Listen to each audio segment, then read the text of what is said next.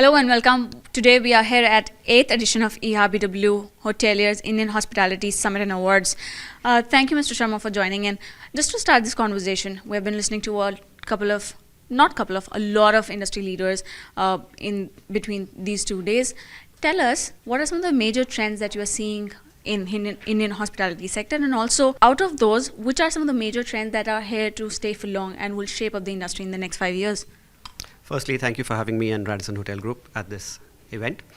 Some of the industry events that you will see in the next 5 to 10 years is from 200,000 to 250,000 keys that are classified. We will move to 1 million keys that are classified. You will see growth in the mid-market, upscale and upper upscale, more than you will see it in luxury. You will see sports tourism, spiritual tourism, beach and hill destinations growing to new levels. You are the right person to talk about investments and investors' interest, right? There's a stat that says there has been a growth in investments 14%, that historically been less than 10%, right?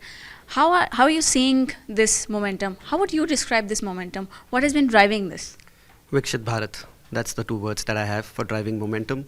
The GDP growth, the per capita income of Indians going up from $2,800 to $4,000, and plus, all this domestic consumption, consumer-led economy, all these factors really help our industry.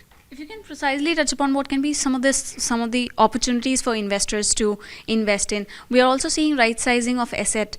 Can you put forth some of the areas, some of the opportunities for investors to invest in? So the government of India has actually identified 50 new locations where they would be putting up all the infrastructure and making them into smart cities. I would say that is a start. Of course, the typical top 30 cities in the country, but where we are seeing growth in the country, and we were one of the first movers there, was the tier 2, tier 3, tier 4 cities, and we are seeing tremendous growth there. We are in 76 locations as we speak, and we're adding another 36 locations in the next 20 to 30 months. So we'll be in 114 locations in the near future. What are some of the strategies you are working on? You stressed upon expanding into emerging markets, and in between these 2 days I've been listening to leaders who are stressing on this emerging market sector. Also you touched upon mid-scale segment. Talk about that a little more, and if you can share some of the strategies.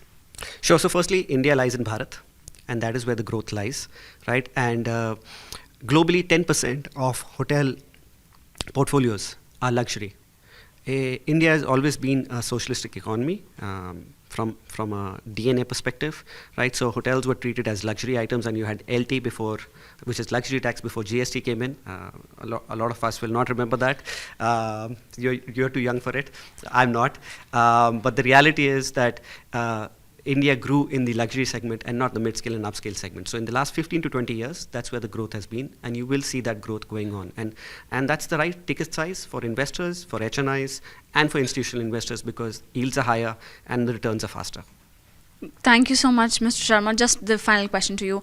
VW Hotelier as a community will complete a decade in coming January. How do you look at its role in building the community, in bringing all the stakeholders together to do such important conversations?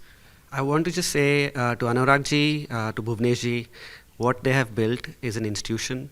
The collaboration with the government, with the industry, and now with the new launch of travel. Congratulations and a great job done. Thank you so much, Mr. Sharma, for making time for this. It was lovely speaking with you.